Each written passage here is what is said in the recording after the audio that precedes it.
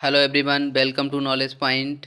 आज का video lecture उन सभी स्टूडेंट्स के लिए है जो ऐसे कम्पिटिटिव एग्ज़ाम्स की प्रिपरेशन कर रहे हैं जिसमें जनरल साइंस के क्वेश्चंस पूछे जाते हैं।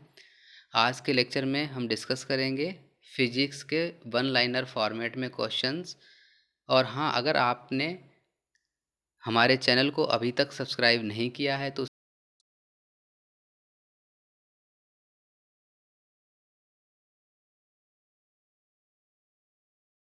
हो सके।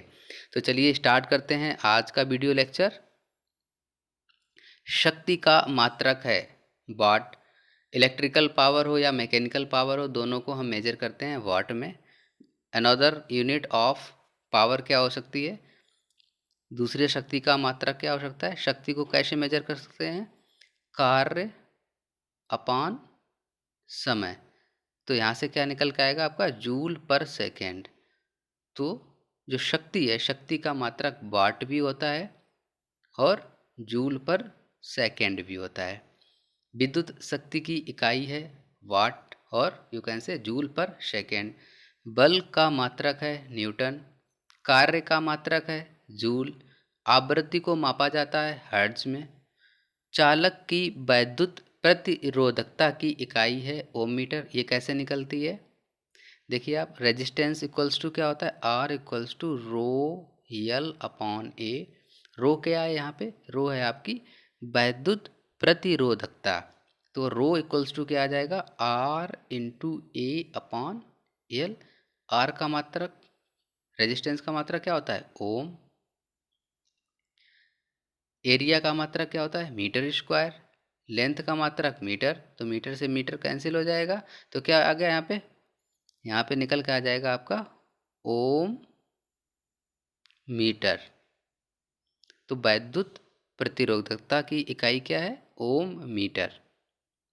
प्रकाश वर्ष है। प्रकाश वर्ष दूरी की यूनिट है और एक प्रकाश वर्ष में कितने किलोमीटर्स होते हैं?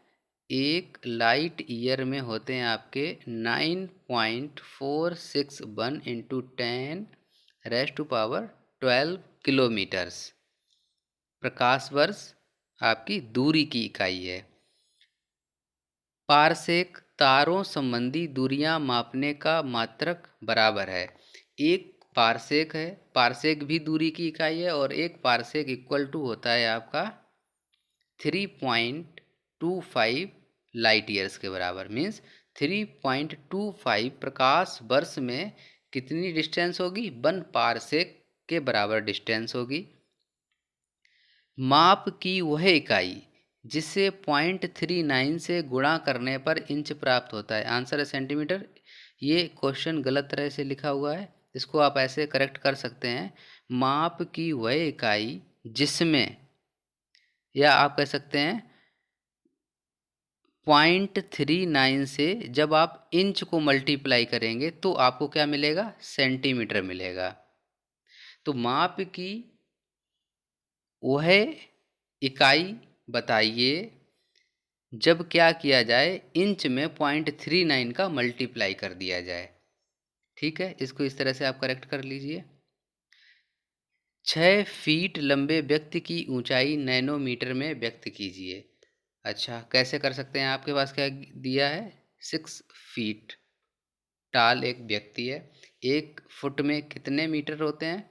1 फुट में होते हैं आपके पास 0.3048 मीटर्स। तो 6 फीट में कितने मीटर्स हो जाएंगे? इसमें 6 का मल्टीप्लाई कर दीजिए आप। और नैनोमीटर में पूछा गया है तो आप क्या कर दीजिए? 10⁻⁻9 का डिवीजन कर दीजिए। तो आपके पास आंसर क्या आने वाला है? 183 इंटू 10⁻7 नैनोमीटर। 1 नैनोमीटर होता है 10⁻⁻9 मीटर के, या आप कह सकते हैं 10⁻⁻7 सेंटीमीटर के। एम्पियर इकाई है विद्युत धारा की। सही सुमेलित कीजिए। देखिए आप, त्वरण की यूनिट क्या होती है? मीटर पर सेकंड स्क्वायर। बल की यूनिट न्यूटन। कार्य की यूनिट जूल। आवेग की यूनिट न्यूटन सेकंड। कैसे आती है?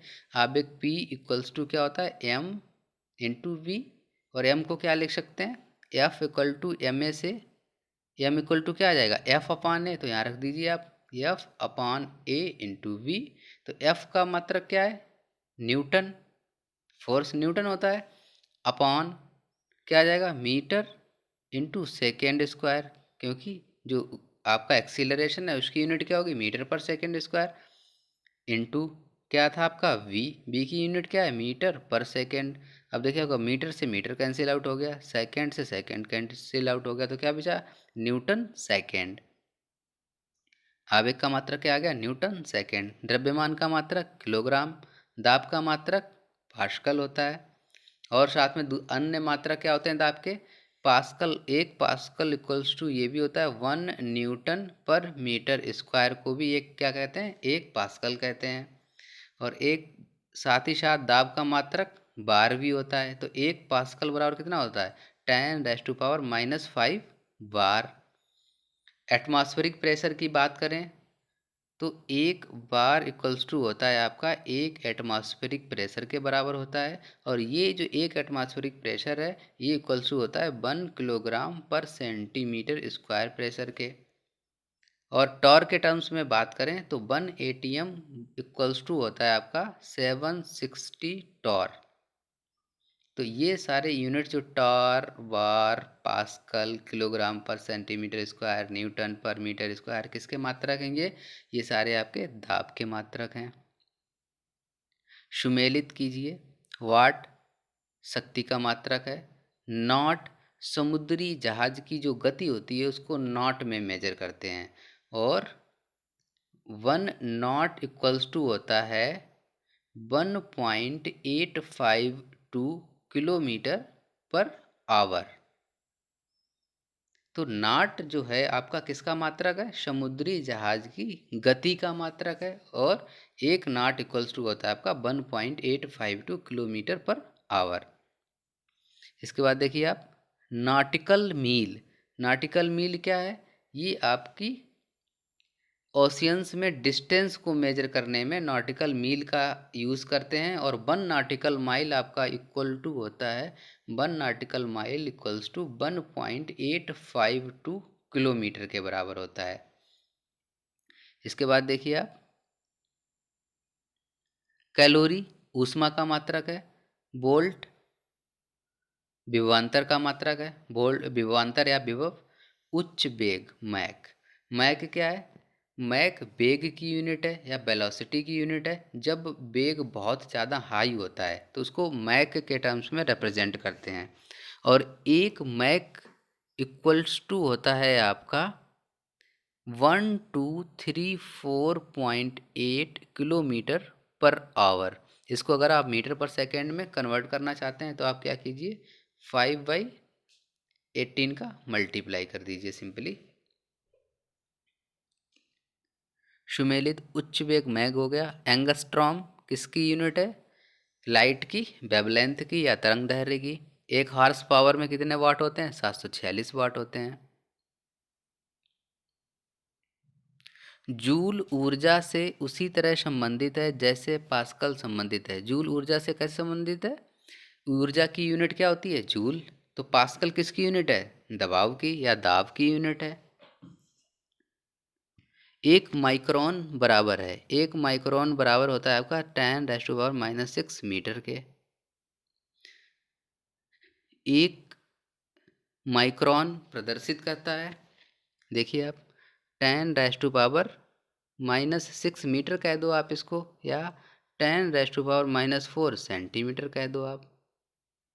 मिलीलीटर की बात करें तो 10⁻⁻3 मिलीमीटर भी आप कह सकते हैं इसको। तो ये सारे इक्वल हैं आपस में। सुमेलित कीजिए। डेसिबल। डेसिबल किसकी यूनिट है? ध्वनि की प्रबलता की इकाई क्या है? डेसिबल। अश्वशक्ति शक्ति की इकाई है, और एक अश्वशक्ति बराबर कितने वाट होते हैं? 746 वाट होते हैं। सेल्सियस ताप मापन की इकाई है। Calorie kilo calorie, kilo joule तथा वाट में से ऊष्मा की इकाई नहीं है। कौन सी इकाई नहीं होगी ऊष्मा की? देखिए आप, कैलोरी, किलो कैलोरी एक ही बात है, किलो जूल एक ही बात है। वाट किसकी यूनिट थी? वाट शक्ति की यूनिट थी, तो ये ऊष्मा की यूनिट नहीं होगी। 1 किलोमीटर दूरी का तात्पर्य है 1000 मीटर। 1 पिकोग्राम बराबर होता है 10⁻⁻12 ग्राम के। दाब की इकाई है पास्कल, न्यूटन पर मीटर स्क्वायर, किलोग्राम पर सेंटीमीटर स्क्वायर, बार, टॉर, सारा कुछ डिस्कस कर चुके हैं अभी। 1 किलोग्राम पर सेंटीमीटर स्क्वायर दाब समतुल्य है 1 बार के। तेल का एक बैरल होता है लगभग 159 लीटर के बराबर होता है एक बैरल। माइक्रोन, नैनोमीटर, एंगस्ट्राम तथा फर्मी मीटर में से लंबाई की न्यूनतम इकाई है। देखिए आप, माइक्रोन में कितने मीटर होते हैं 10⁻⁻6, नैनोमीटर में 10⁻⁻9, एंगस्ट्रॉम में 10⁻⁻10 और फर्मी मीटर में कितने होते हैं 10⁻⁻15। तो न्यूनतम इकाई क्या हो गई लंबाई की 10⁻⁻15 मीन्स फर्मी मीटर। आंसर क्या है आपका फर्मी मीटर। सुमेलित कीजिए, फिर से आ गया। क्यूसेक क्या है? क्यूसेक है प्रवाह की दर, मीन्स जब भी वाटर फ्लो होता है, rate of flow of water को क्या कहते हैं? क्यूसेक कहते हैं। या इसको शॉर्ट में कैसे कह सकते हैं, एलेबोरेट करके कैसे कहेंगे आप? क्यूबिक फीट पर सेकेंड। क्यूबिक फीट पर सेकेंड। 1 क्यूसेक जो होगा वो आपका बराबर होता है 28.317 लीटर पर सेकेंड के। मीन्स 1 सेकेंड में 28.317 लीटर वाटर फ्लो हो रहा है, तो उसको आप कहेंगे 1 क्यूसेक वाटर फ्लो हो रहा है। नॉट, डॉप्सन, पॉइज तथा मैक्सवेल में से वायुमंडल के ओजोन परत की मोटाई नापने वाली इकाई है डॉप्सन। नॉट में क्या मेजर करते थे आप? समुद्री जहाज की गति को मेजर करते थे। किसमें? नॉट में। डॉप्सन में क्या मेजर करते हैं? ओजोन परत की मोटाई को। पॉइज किसकी यूनिट है? पॉइज है यूनिट आपकी विस्कोसिटी की या श्यानता की यूनिट है, और ये सीजीएस यूनिट है श्यानता की। मैक्सवेल क्या है? मैक्सवेल आपकी मैग्नेटिक फ्लक्स की सीजीएस यूनिट है। मैग्नेटिक फ्लक्स की सीजीएस यूनिट क्या है? मैक्सवेल। चुंबकीय फ्लक्स की सीजीएस यूनिट मैक्सवेल है। श्यानता की सीजीएस यूनिट पॉइज है। ओजोन की परत की मोटाई डॉप्सन में मेजर करते हैं, और नाट आपके समुद्री जहाज की गति को मेजर करने में काम आता है। महासागर में डूबी हुई वस्तुओं की स्थिति जानने के लिए प्रयोग किया जाता है सोनार का प्रयोग करते हैं। सोनार क्या होता है? Sound navigation ranging. साउंड का एसओ ले लीजिए आप, नेविगेशन का एनए ले लीजिए आप, आर ले लीजिए, तो ये क्या बन गया आपका? सोनार। सोनार का किस लिए यूज करते हैं? महासागर में या ओशियंस में डूबी हुई वस्तुओं की स्थिति जानने के लिए, कोई बीच में ऑब्स्टेकल है उसको पता करने के लिए क्या किसका यूज करते हैं? सोनार का। सोनार किस प्रिंसिपल पे बेस्ड है? इसमें क्या करते हैं, ये एक सोनार सिस्टम है, ये साउंड की इको को ट्रांसमिट करता है, और ये जो साउंड के वेव्स होते हैं वो ऑब्स्टेकल से टकरा के वापस आते हैं, और जिसको मेजर करता है कौन? सोनार। और ये पता करता है कि जो ये वेव्स वापस आए हैं वो कितने समय में वापस आए हैं। साउंड की वेलोसिटी कितनी होती है? 343 मीटर पर सेकेंड। अगर आपको साउंड की वेलोसिटी पता है, चाल बराबर क्या होता है? चाल बराबर दूरी अपान समय होता है। आपको समय पता चल जाएगा कि साउंड वेव कितने टाइम में वापस आ रही है। चाल आपको पता है 343 मीटर पर सेकेंड, तो यहाँ से आप क्या निकाल लेंगे? दूरी निकाल लेंगे कि हमारा जो ऑब्स्टेकल है वो कितनी दूरी पे है। सोनार प्रयोग में लाया जाता है 9 संचालकों द्वारा, ठीक है, क्योंकि ऑब्स्टेकल का पता चलता है आगे कौन सा है। सोनार में हम उपयोग करते हैं पराश्रव्य तरंगों का। ध्वनि की तीव्रता को मापने वाला यंत्र है ऑडियोमीटर से ध्वनि की तीव्रता को मेजर करते हैं। बैरोमीटर, अनीमोमीटर, हाइड्रोमीटर, विंड वेन में से वायु की गति नापी जाती है एनीमोमीटर द्वारा। बैरोमीटर से क्या करते हैं? प्रेशर नापते हैं। एनीमोमीटर से वायु की गति को नापते हैं। हाइड्रोमीटर से क्या करते हैं? हाइड्रोमीटर आपका यूज होता है स्पेसिफिक ग्रेविटी या रिलेटिव डेंसिटी किसी भी लिक्विड की मेजर करने में। विंडमैन से हम वायु की गति की दिशा को मेजर करते हैं। अमीटर किससे रिलेटेड है? विद्युत धारा से, विद्युत धारा को मेजर करता है। टैचियोमीटर क्या करता है आपको? टैचियोमीटर एक ऐसी डिवाइस है जो किसी भी ऑब्जेक्ट की हॉरिजॉन्टल डिस्टेंस या वर्टिकल पोजीशन और कितने रिलेटिवली, मान लो एक ऑब्जेक्ट यहाँ पे एक ऑब्जेक्ट यहाँ पे है, तो रिलेटिवली इसकी पोजीशन में क्या अंतर है हॉरिजॉन्टली और वर्टिकली, तो इस रिलेटिव पोजीशंस को मेजर करने के लिए टैक्योमीटर का यूज़ किया जाता है। पायरोमीटर प्रयोग किया जाता है हाई टेम्परेचर के मेजरमेंट में या उच्च ताप के मेजरमेंट में। ताप विद्युत मापी, विकिरण तापमापी, गैस तापमापी तथा द्रव तापमापी में से पायरोमीटर कहा जाता है विकिरण तापमापी को। जो विकिरण तापमापी है उसको कहते हैं पायरोमीटर। थर्मामीटर जो 2000 डिग्री सेंटीग्रेड मापने हेतु उपयुक्त हो उसको कहते हैं पूर्ण विकिरण पायरोमीटर। इतना ज़्यादा हाई टेम्परेचर सिर्फ विकिरण पायरोमीटर से ही मेजर किया जा सकता है। पाइरिलियोमीटर का प्रयोग करते हैं सोलर रेडिएशन को मेजरमेंट करने में। सोलर रेडिएशन को मेजर करने के लिए किसका यूज़ करते हैं? पायरेलियोमीटर का। एक और इंस्ट्रूमेंट होता है पायरोनोमीटर। पायरोनोमीटर को क्या करते हैं? जो टोटल हेमी स्फीयर पे रेडिएशन होता है उसको मेजर करते हैं पायरोनोमीटर से। तो जो डायरेक्ट बीम से रेडिएशन आ रहा है प्लस डिफ्यूज होकर जो रेडियस होता है टोटल हेमी स्फीयर पे, उसको मेजर करते हैं पायरोनोमीटर से। और आपका पायरेलियोमीटर क्या करता है? डायरेक्ट जो बीम की रेडिएशन होता है उसको मेजर करते हैं उसके द्वारा। मैनोमीटर के द्वारा की जाती है गैसों के दाब की माप की जाती है। हाइग्रोमीटर आपका रिलेटिव डेंसिटी को या रिलेटिव ह्यूमिडिटी को मेजर करता है। रिलेटिव ह्यूमिडिटी कौन मेजर करता है? हाइग्रोमीटर। स्प्रिंग तुला भार को मेजर करती है। ओडोमीटर, ओडोमीटर क्या है? व्हीकल्स में लगा होता है, डिस्टेंस मेजर करता है। ऑन्डोमीटर क्या करता है? इलेक्ट्रोमैग्नेटिक जो वेव्स होती हैं उनकी फ्रीक्वेंसी को मेजर करता है या वेवलेंथ को मेजर करता है। क्योंकि आपको पता है v इक्वल्स टू क्या होता है? F into lambda. अगर आप लेमडा मेजर कर लेंगे तो आप एफ कैलकुलेट कर सकते हैं, या आपने एफ मेजर कर लिया तो आप लेमडा कैलकुलेट कर सकते हैं। वायुमंडलीय दाब को नापने में प्रयोग किया जाता है बैरोमीटर का। बैरोमीटर में प्रयोग होता है पारे का। दूध का अपेक्षिक घनत्व ज्ञात किया जाता है लैक्टोमीटर के द्वारा। थर्मो रजिस्टर एक ऐसा उपकरण है जो इलेक्ट्रॉनिक थर्मामीटर की तरह काम करता है।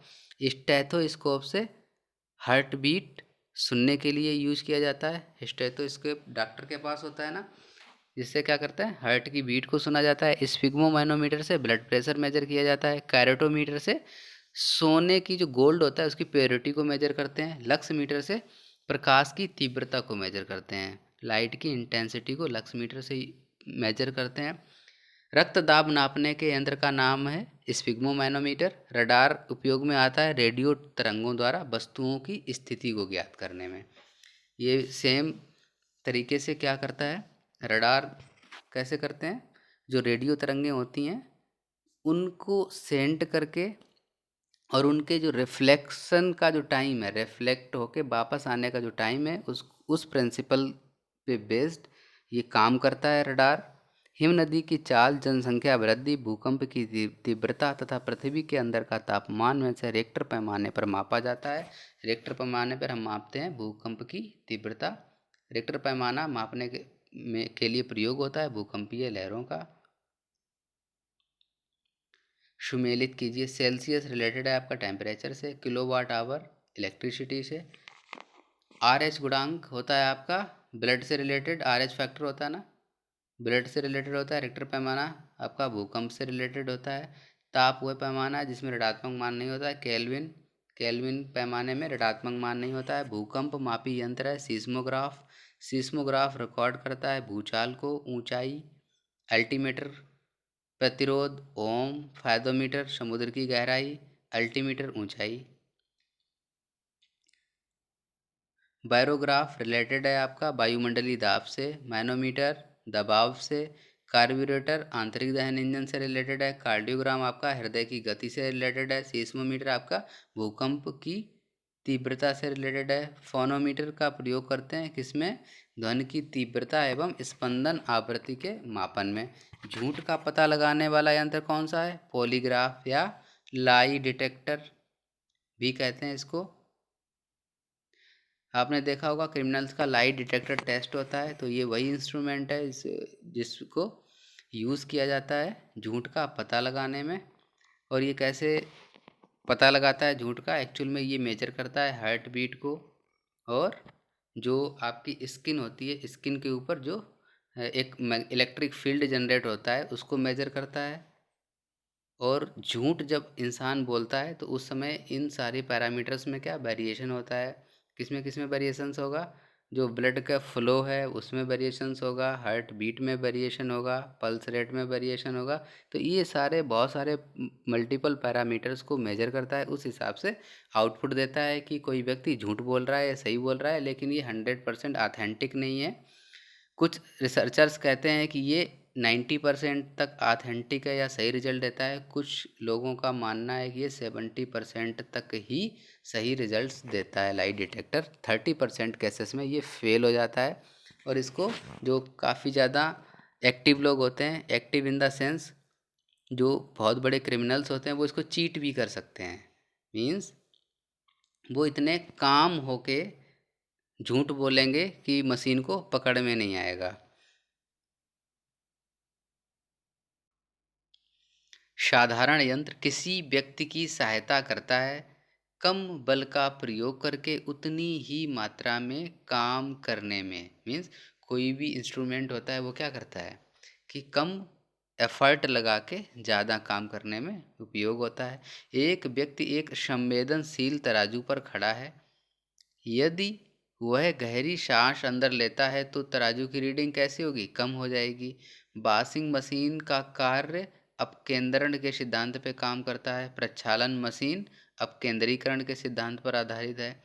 विस्थापन वेग बल तथा आयतन में से सदिश राशि नहीं है। आयतन सदिश राशि नहीं है, बाकी सारी सदिश राशियां हैं। समय चाल विस्थापन तथा दूरी में सदिश राशि है विस्थापन। संवेग दाब ऊर्जा तथा कार्य में सदिश राशि है संवेग। पदार्थ के संवेग और वेग के अनुपात में जो भौतिक राशि प्राप्त की जाती है वह है द्रव्यमान। बल गुणनफल है, एफ इक्वल्स टू क्या होता है? एम इंटू ए, द्रव्यमान इंटू त्वरण। तो बल गुणनफल है किसका किसका? द्रव्यमान और त्वरण का। यदि किसी घन के आयतन और पृष्ठ क्षेत्रफल को निरूपित करने वाली संख्याएं समान हों तो उस घन के किनारे की लंबाई माप की इकाई में होगी। क्या कह रहा है क्वेश्चन? इसमें देखिए आप, मान लीजिए आपके पास ये एक घन गिवन है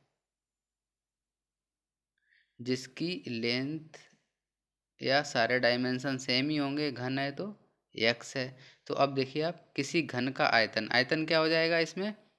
x क्यू, और पृष्ठ के क्षेत्रफल को निरूपित करने वाली संख्या समान हो। मीन्स और पृष्ठ का क्षेत्रफल क्या होगा? एक पृष्ठ का क्षेत्रफल कितना होगा? X square. टोटल पृष्ठ कितने होंगे इसमें घन में? 6 होंगे। तो टोटल पृष्ठ का क्षेत्रफल कितना होगा? 6x²। अब ये दोनों जो संख्याएं हैं, आयतन और पृष्ठ का क्षेत्रफल, ये कैसी हैं? समान है। तो क्या हो जाएगा? x³ इक्वल्स टू हो जाएगा 6x²। यहाँ से देखिए क्या आ जाएगा? x² से x² कैंसिल आउट हो जाएगा, तो x इक्वल्स टू क्या आ गया? x इक्वल्स टू 6 आ गया। तो x इक्वल्स टू 6 आ गया, तो किनारे की लंबाई कितनी है? x थी, तो ये कितनी हो जाएगी? 6 इकाई हो जाएगी। ऊर्जा संरक्षण का आशय है। ऊर्जा संरक्षण का मतलब है ऊर्जा ना तो क्रिएट की जा सकती है ना ही डिस्ट्रॉय की जा सकती है। हवाओं की ऊर्जा होती है, गतिज ऊर्जा होती है हवा में। वायु शक्ति में ऊर्जा का जो रूप विद्युत ऊर्जा में परिवर्तित होता है वह होता है कौन सा? गतिज ऊर्जा कन्वर्ट होती है इलेक्ट्रिकल एनर्जी में। एक ट्रेन जैसे ही चलना आरंभ करती है, उसमें बैठे हुए यात्री का सिर पीछे की ओर झुक जाता है। इसका कारण क्या है? स्थिरता का जड़त्व। एक स्टेटमेंट दिया है, एक पूर्णतः घर्षणहीन पृष्ठ पर खड़ा एक व्यक्ति सीटी बजाने से अपने को गति में ला सकता है। Correct statement. रीजन इसका है, यदि किसी तंत्र पर कोई बाह्य बल क्रियाशील नहीं है तो इसका संवेग परिवर्तित नहीं हो सकता है। ये स्टेटमेंट भी सही है, बट ये स्टेटमेंट 1 का रीज़न नहीं है।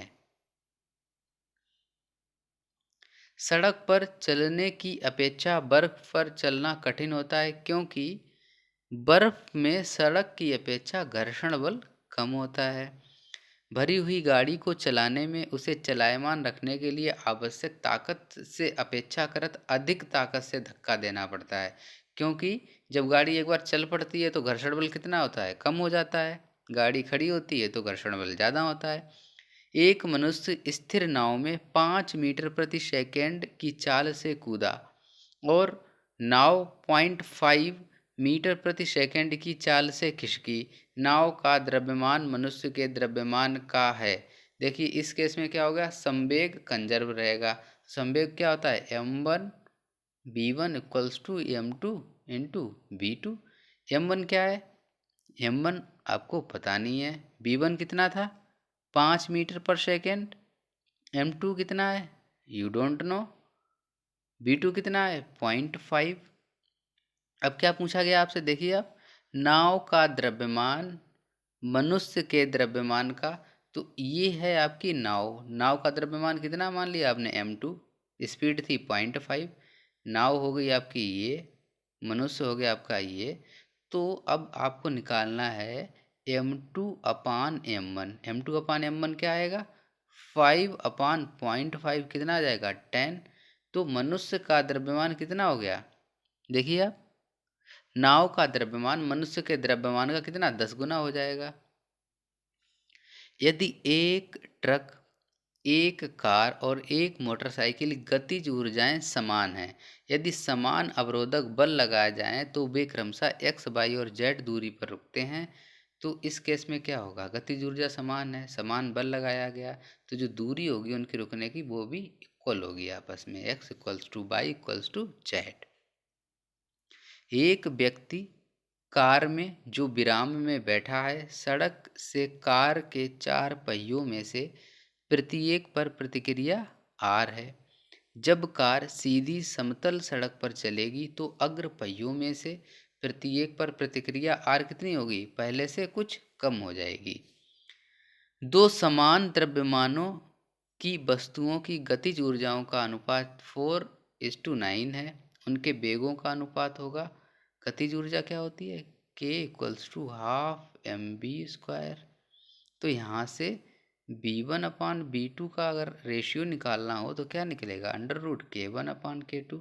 तो यहाँ से देखिए अब गतिज ऊर्जाओं का अनुपात कितना है, 4/9। तो उनके वेगों का अनुपात कितना आ जाएगा, 2/3। तेल से अंशतः भरा हुआ तेल का एक टैंकर समतल सड़क पर आगे की ओर एक समान त्वरण से जा रहा है। तेल का मुक्त पृष्ठ क्या होगा इस केस में, क्षैतिज से इस प्रकार आनत होगा कि पिछले सिरे पर अधिक गहराई होगी। मीन्स कुछ इस तरह से होगा, जो लेवल होगा वो कुछ इस तरह से होगा। आगे की तरफ हाइट ज़्यादा होगी, पीछे की तरफ हाइट कम होगी लेवल की। एक तीक्ष्ण वृत्ताकार पथ पर तीव्र गति से जाता हुआ 4 पहियों वाला वाहन बाहरी पहियों पर उल्टेगा, गलत। अंदर के पहियों पर उल्टेगा, करेक्ट स्टेटमेंट। बाहर की तरफ फिसलेगा, करेक्ट स्टेटमेंट। अंदर की तरफ फिसलेगा, रॉन्ग स्टेटमेंट। तो कौन से स्टेटमेंट सही इसमें, 2 एंड 3 इज करेक्ट स्टेटमेंट। त्वरण ज्ञात करने का सही सूत्र है, त्वरण क्या होता है, v equals to U plus A T होता है। यहाँ से आप त्वरण निकाल सकते हैं। वह वैज्ञानिक जिसने न्यूटन से पूर्व ही बता दिया था कि सभी वस्तुएं पृथ्वी की ओर गुरुत्वाकर्षित होती हैं, ब्रह्मगुप्त। गुरुत्वाकर्षण का सिद्धांत न्यूटन ने दिया था। गुरुत्वाकर्षण के सार्वभौमिक नियम का प्रतिपादन न्यूटन ने किया था। वैज्ञानिक प्रबंधन के जनक हैं F.W. टेलर। अंतरिक्ष यात्री निर्वात में सीधे खड़े नहीं रह सकते क्योंकि वहां पर गुरुत्व नहीं होता है।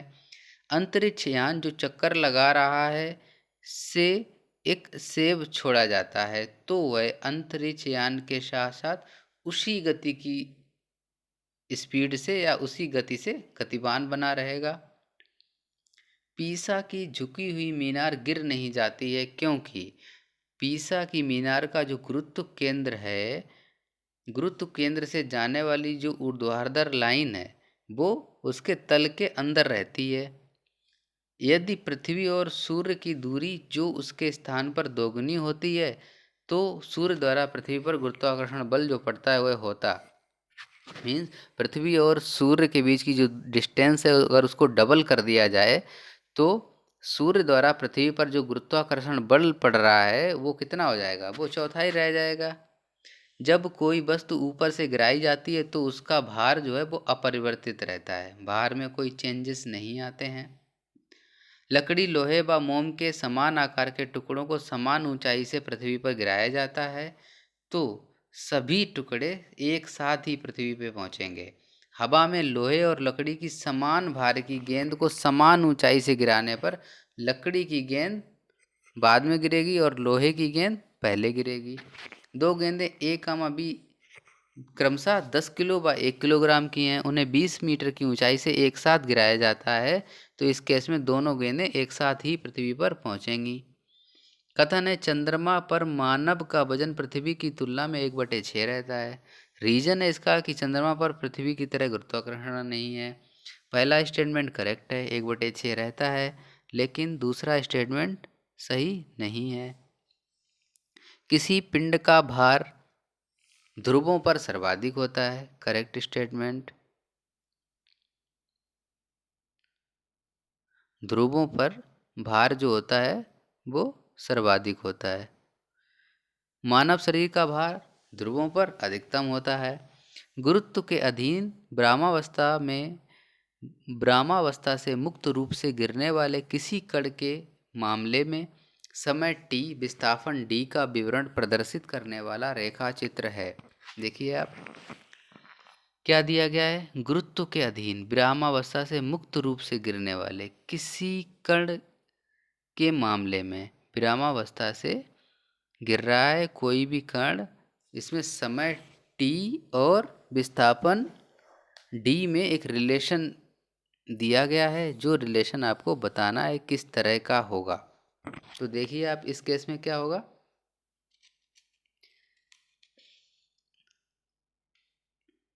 ये आप एक ग्राफ ड्रा कीजिए। एक्स एक्सिस पे t है, यहाँ पे डिस्प्लेसमेंट d है आपका। अब इस केस में अगर कोई बॉडी है वो स्टेशनरी है तो टाइम के साथ, मीन्स बॉडी जो है वो विरामावस्था में खड़ी है तो टाइम आपका बढ़ता जाएगा लेकिन डिस्प्लेसमेंट में कोई भी चेंज नहीं आएगा। बॉडी अगर कांस्टेंट वेलोसिटी से बढ़ रही है, आगे जा रही है, उसका वेग अगर नियत है तो क्या होगा, जैसे जैसे टाइम बढ़ेगा वैसे वैसे डिस्प्लेसमेंट बढ़ेगा। मीन्स ये एक स्ट्रेट लाइन होगी, means change in time and change in displacement का रेशियो जो होगा सेम होगा। अगर बॉडी कांस्टेंट एक्सीलरेशन से आगे मूव कर रही है तो किस तरह का ग्राफ दिखेगा आपको, तो इस तरह का नॉन लीनियर ग्राफ दिखेगा आपको। कांस्टेंट, एक समान वेग और एक समान त्वरण, इस तरह का ग्राफ होता है टाइम और डिस्प्लेसमेंट के बीच में। ये आपका टाइम है, ये आपका डिस्प्लेसमेंट है।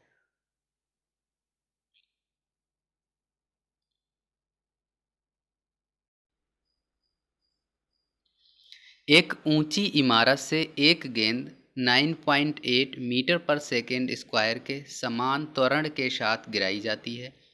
3 सेकेंड के बाद उसका वेग होगा।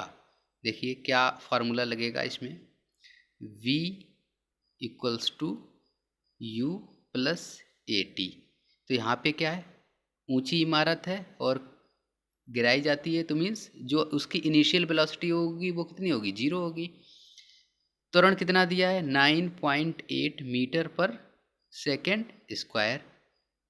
क्या पूछा है आपसे, वेलोसिटी v पूछी है और टाइम दिया है 3 सेकेंड। तो रख दीजिए ये सारी वैल्यूज, तो क्या आ जाएगा, v equals to U plus A T. U आपका 0 हो गया, प्लस 9.8 इंटू 3, तो क्या मिल जाएगा आपको, 29.4 मीटर पर सेकेंड। ये आपका आंसर हो गया। यदि पृथ्वी का द्रव्यमान वही रहे और त्रिज्या 1% से कम हो जाए तब पृथ्वी के तल पर जी का मान क्या होगा। देखिए, जी का मान और पृथ्वी की त्रिज्या आपस में किस तरह से रिलेटेड है। जी इक्वल्स टू, या आप कह सकते हैं जी प्रोपोर्शनल टू होता है आपका 1/r² के। अब देखिए क्या हो रहा है इसमें, द्रव्यमान वही रहे और त्रिज्या 1% कम हो जाए, तो इसको इस तरह से भी लिख सकते हैं G1/G2 इक्वल्स टू R2/R1 का होल स्क्वायर। अब मान लीजिए आपकी इनिशियल जो रेडियस थी वो कितनी थी, 100 थी, कम कितनी हो गई, 1% से कम हो गई, तो फाइनल रेडियस कितनी हो जाएगी, 99 हो जाएगी, क्योंकि 1% कम हो गई। 100 - 1 इक्वल्स टू 99। तो यहाँ पे जब आप पुटअप करेंगे तो आपको क्या नज़र आएगा, G1/G2 इक्वल्स टू क्या था, R2/R1 का होल स्क्वायर। तो R2 क्या हो गया आपका 99, R1 क्या था आपका 100, 1% से कम हो गई, इसका स्क्वायर कर दीजिए। तो जब आप इसका स्क्वायर करेंगे तो क्या आ जाएगा यहाँ पे 0.99 तो जब इसका स्क्वायर करेंगे तो ये आएगा आपका 0.98 के इक्वल। तो G1 एंड G2 का जो रेडियस है, जो रेशियो आपका आया G1 एंड G2 का, वो कितना आ गया, 0.98 आ गया। अब G1 एंड G2 में रेडियस 0.98 है, इसका मतलब ये हुआ कि G1 की जो वैल्यू है वो G2 से कम है। इसका मतलब क्या हुआ, G2 is greater than G1, means जो गुरुत्वीय त्वरण है वो बाद में क्या होगा, रेडियस कम होने से बढ़ जाएगा। तो G2 की वैल्यू G1 से बड़ी है, क्योंकि ये वैल्यू आपकी 0.98 1 से लेस आ रही है। और ये कितनी लेस आ रही है 1 से, देखिए 1 माइनस 0.98 तो कितना आ गया 0.2। तो कितने परसेंट आपकी जो जी की वैल्यू है वो इंक्रीज हो रही है, वो हो रही है 2% से इंक्रीज हो रही है। देखिए आप 2% से इंक्रीज हो रही है। एक विनाशकारी भूकंप के गुरुत्व के कारण त्वरण होगा। किसी भी विनाशकारी भूकंप के गुरुत्व के कारण जो त्वरण होता है वो होता है 980 सेंटीमीटर पर सेकेंड स्क्वायर से अधिक होता है, या आप कह सकते हैं 9.8 मीटर पर सेकेंड स्क्वायर से बड़ा होगा। और यू कैन से गुरुत्वीय त्वरण जी के त्वरण से ज़्यादा होगा। जब भी गुरुत्वीय त्वरण जी के मान से ज़्यादा त्वरण होगा तो एक वो विनाशकारी भूकंप को डिनोट करता है। किसी वस्तु का पृथ्वी पर द्रव्यमान 100 किलो है, गुरुत्व जनित त्वरण GE इक्वल्स टू है 10 मीटर पर सेकेंड स्क्वायर। अगर चंद्रमा पर गुरुत्व जनित त्वरण GE/6 है तो चंद्रमा पर वस्तु का द्रव्यमान होगा। देखिए ये रहा आपका मून, ये है आपकी अर्थ। मून पे आपको पता है जो जी की वैल्यू है, गुरुत्वीय त्वरण की वैल्यू है, वो अर्थ की गुरुत्वीय त्वरण की वैल्यू का 6th पार्ट है, या GE/6 है। तो जब भी आप मून पे चंद्रमा पे भार की बात करेंगे, भार कितना होगा 1/6 होगा। पृथ्वी पे जो भी भार होगा उसका 1/6 भार कहाँ पे होगा, चंद्रमा पे होगा। लेकिन द्रव्यमान की अगर बात करें तो द्रव्यमान सेम रहेगा, मीन्स द्रव्यमान के ऊपर गुरुत्वीय त्वरण जी का कोई भी प्रभाव नहीं होता है। इस वजह से द्रव्यमान चंद्रमा और पृथ्वी पर कैसा रहेगा, सेम ही रहेगा। तो पृथ्वी पर द्रव्यमान 100 किलो है तो चंद्रमा पे भी कितना होगा, 100 किलो होगा। वहीं अगर हम भार की बात करें तो भार कितना हो जाएगा, 100/6 रह जाएगा भार। तो इस टाइप के क्वेश्चन में आपको क्वेश्चन केयरफुली पढ़ना होता है। द्रव्यमान की बात हो रही है तो सेम है, भार की बात हो रही है तो 1/6 हो जाएगा। भारहीनता होती है, भारहीनता मीन्स कोई भी वस्तु जिसका भार 0 महसूस होने लगे उसको कहते हैं भारहीनता। तो वो कब महसूस होता है, वो होता है जब गुरुत्वाकर्षण की स्थिति शून्य हो जाए, मीन्स गुरुत्वाकर्षण 0 हो जाए, उस समय भार आपको फील नहीं होगा। रेडियम की खोज की थी मैडम क्यूरी ने, पेनिसिलिन की खोज की थी अलेक्जेंडर फ्लेमिंग ने, एक्सरे की खोज की थी WK रॉन्जन ने, और चेचक एडवर्ड जेनर के द्वारा खोजा गया था। पृथ्वी अपने कक्ष में लगभग 4400 किलोमीटर प्रति घंटा की गति से घूमती है। इस तेज गति को हम अनुभव नहीं करते हैं क्योंकि इसका रीजन क्या है, हम अपने कक्ष में पृथ्वी की गति की अपेक्षा, मीन्स जो हमारी रिलेटिव मोशन है, रिलेटिवली जो पृथ्वी मूव कर रही है, जिस मोशन में पृथ्वी है और हम जिस मोशन में, तो हमारी और पृथ्वी के बीच जो रिलेटिव मोशन है वो जीरो है, क्योंकि हम भी रोटेट कर रहे हैं पृथ्वी के साथ। इस वजह से पृथ्वी की जो गति है वो हमें महसूस नहीं होती है। यदि पृथ्वी का गुरुत्वाकर्षण बल अचानक लुप्त हो जाता है तो क्या होगा उस केस में, अचानक से गुरुत्वाकर्षण बल लुप्त हो जाएगा तो क्या होगा, वस्तु का भार जीरो हो जाएगा क्योंकि जी की वैल्यू जीरो हो गई। लेकिन द्रव्यमान वही रहेगा। द्रव्यमान क्यों वही रहेगा, क्योंकि द्रव्यमान जी से रिलेटेड नहीं होता है, मीन्स जी का कोई भी फर्क द्रव्यमान के ऊपर नहीं पड़ता है, सिर्फ भार के ऊपर पड़ता है। इस वजह से भार कितना हो जाएगा, जीरो हो जाएगा। प्रत्येक क्रिया के लिए एक समान और विपरीत प्रतिक्रिया होती है, यह नियम दिया था न्यूटन ने। पृथ्वी के चारों ओर परिक्रमा कर रहा एक कृत्रिम उपग्रह इसलिए पृथ्वी पर नहीं गिरता क्योंकि जो पृथ्वी के चारों ओर कृत्रिम उपग्रह या सैटेलाइट्स होते हैं वो पृथ्वी पर नहीं गिरते। उसका रीज़न ये होता है, जो पृथ्वी का गुरुत्वाकर्षण है वो प्रदान करता है, क्या प्रदान करता है, एक्सीलरेशन, त्वरण जो चाहिए होता है किसको, सैटेलाइट को। मीन्स ये अर्थ है आपकी, इसके सराउंडिंग ऑर्बिट में क्या है, कोई भी सैटेलाइट मूव कर रहा है तो ये पृथ्वी पे नहीं गिरता। इसका रीज़न ये है कि पृथ्वी का जो भी गुरुत्वाकर्षण है वो इसको मूव करने के लिए, चक्कर काटने के लिए जो नेसेसरी एक्सीलरेशन है वो प्रोवाइड करता है। एक भू उपग्रह अपने कक्ष में निरंतर गति करता है, ये अभिकेंद्र बल के प्रभाव से होता है, जो प्राप्त होता है किसके द्वारा, गुरुत्वाकर्षण बल के द्वारा। कृत्रिम उपग्रह पृथ्वी से सुस्पष्टता से ट्रैक किया जा सकता है डॉपलर के प्रभाव के द्वारा। डॉपलर इफेक्ट से आप किसी भी सैटेलाइट को ट्रैक कर सकते हैं। अपने कक्ष में एक उपग्रह पृथ्वी के चक्कर लगाता रहता है। वह ऐसा करता है क्योंकि अभिकेंद्र बल कार्य करता है उसके ऊपर, केंद्राभिमुखी अभिकेंद्र बल जो सेंटर की तरफ डायरेक्टेड होता है। प्रकृति के ज्ञात बलों को 4 वर्गों में विभाजित किया जा सकता है, जैसे गुरुत्व बल, विद्युत चुंबकत्व बल, दुर्बल नाभिकीय बल और प्रबल नाभिकीय बल। इन चारों में से जो सबसे प्रबल है वो है प्रबल नाभिकीय बल। किसी लिफ्ट में बैठे हुए व्यक्ति को अपना भार अधिक मालूम पड़ेगा। कब मालूम पड़ेगा अधिक, जब लिफ्ट त्वरित गति से ऊपर की ओर जाएगी। लिफ्ट जब ऊपर की ओर जाएगी तो भार कैसा होगा, बड़ा हुआ प्रतीत होगा, और जब लिफ्ट नीचे की ओर आएगी तो वेट कम प्रतीत होगा। लोलक की काल अवधि या टाइम पीरियड लंबाई के ऊपर निर्भर करता है। बिल्कुल ठीक बात है, जो टाइम पीरियड होता है लोलक का वो लंबाई के ऊपर निर्भर करता है। लोलक घड़ियां गर्मियों में सुस्त हो जाती हैं। क्यों सुस्त हो जाती हैं, क्योंकि गर्मियों में क्या होता है, जो लेंथ होती है वो बढ़ जाती है लोलक की। जो लेंथ बढ़ जाएगी तो उस वजह से क्या होगा, टाइम पीरियड बढ़ जाएगा। मीन्स एक चक्कर लगाने में टाइम ज़्यादा लगेगा। टाइम ज़्यादा लगेगा तो घड़ी कैसी महसूस होगी आपको, घड़ी स्लो फील होगी। मीन्स घड़ी जो दिखेगी वो आपकी स्लो चल रही होगी। एक लड़की झूले पर बैठी स्थिति में झूला झूल रही है, उस लड़की के खड़े हो जाने पर प्रदोल आवर्तकाल जो होगा वो क्या होगा, कम हो जाएगा। एक सामान्य दोलक का दोलन चल रहा है, ऐसे में जब गोला माध्य स्थान से गुजरता है त्वरण शून्य होगा। Correct statement. ये रहा आपका एक दोलक, ये माध्य स्थिति है, ये एक्सट्रीम पॉइंट्स हैं। यहाँ पे त्वरण कितना होगा, जीरो होगा। हर आवर्तन में एक गोलक 2 बार किसी एक निर्दिष्ट वेग को प्राप्त करता है। Correct statement.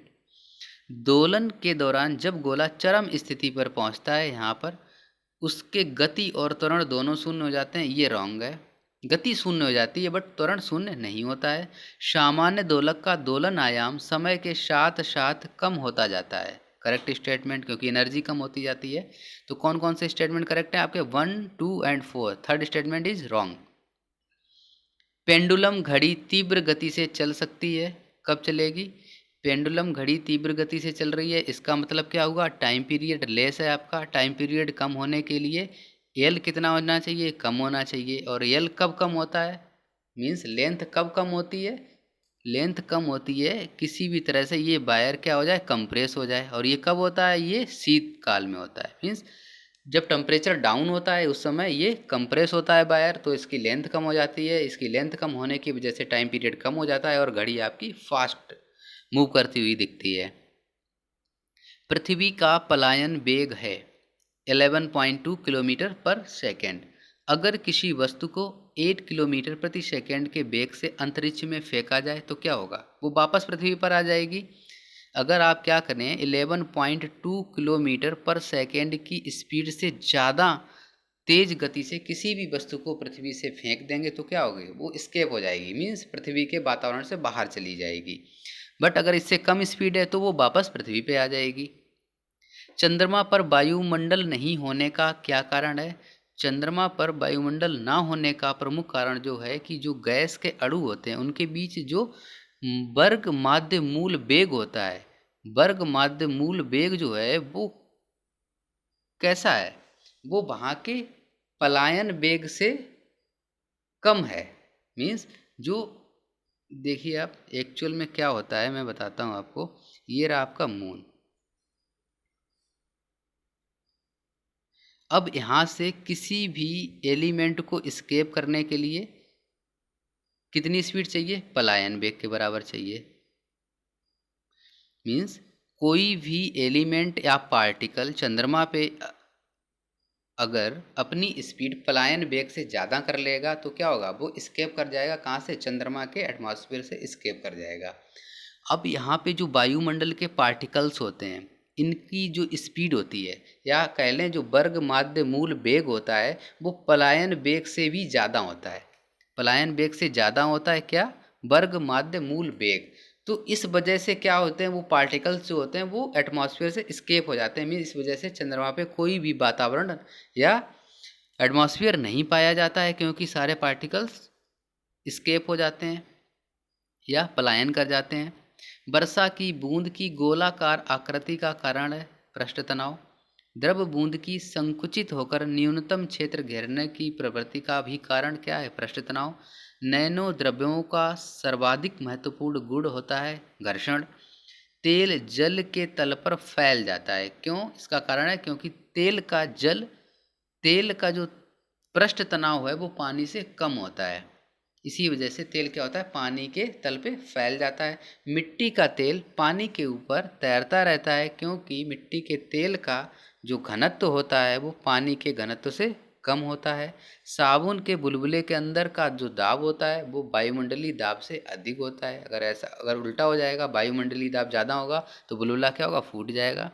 यदि साबुन के दो भिन्न भिन्न व्यास के बुलबुलों को एक नली के द्वारा एक दूसरे के संपर्क में लाया जाता है तो क्या होगा, इस केस में जो छोटा बुलबुला है वो और छोटा हो जाएगा और जो बड़ा बुलबुला है वो और बड़ा हो जाएगा।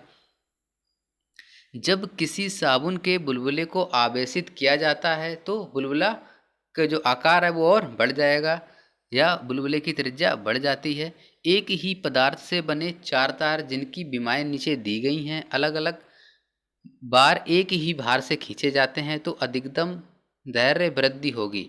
अब इसमें क्या है, क्वेश्चन इनकम्प्लीट है, डायमेंशंस दी नहीं गए हैं, इस वजह से इसका कंक्लूजन निकालना इजी नहीं होगा, you can not find the conclusion क्योंकि डायमेंशंस तो दी नहीं गई हैं क्वेश्चन में, तो आप कैसे फाइंड आउट करेंगे कि किस में अधिकतम धैर्य वृद्धि होगी। निम्नलिखित कथनों पर विचार कीजिए। यदि केशिकत्व की परिघटना नहीं होती तो क्या होता, केशिकत्व की घटना अगर नहीं हो रही होती इस यूनिवर्स में तो क्या होता, कैरोसिन दीप का उपयोग मुश्किल हो जाता है, करेक्ट स्टेटमेंट है। क्योंकि कैरोसिन का जो दीपक है वो उसमें जो ऑयल ऊपर बढ़ता है वो किस प्रिंसिपल पे बेस्ड होता है, केशिकत्व के प्रिंसिपल पे या केशिकत्व की परिघटना पे बेस्ड होता है। यह कोई मृदु पेय का उपभोग करने के लिए स्ट्रा का प्रयोग नहीं कर पाता, ये केशिकत्व के प्रिंसिपल पर डिपेंड नहीं है, ये स्टेटमेंट आपका रॉन्ग है। स्याही शोक पत्र काम करने में विफल हो जाता, ये करेक्ट है। बड़े पेड़ जिन्हें हम अपने चारों ओर देखते हैं पृथ्वी पर नहीं उगते, बिल्कुल करेक्ट स्टेटमेंट है। क्योंकि जो पेड़ होते हैं वो पत्तियों तक जल और फूड किस तरह से पहुंचाते हैं। जो जल होता है ज़मीन से लेके जल और मिनरल्स को पत्तियों तक किस तरह से पहुंचाते हैं, केशिकत्व के द्वारा पहुंचाते हैं।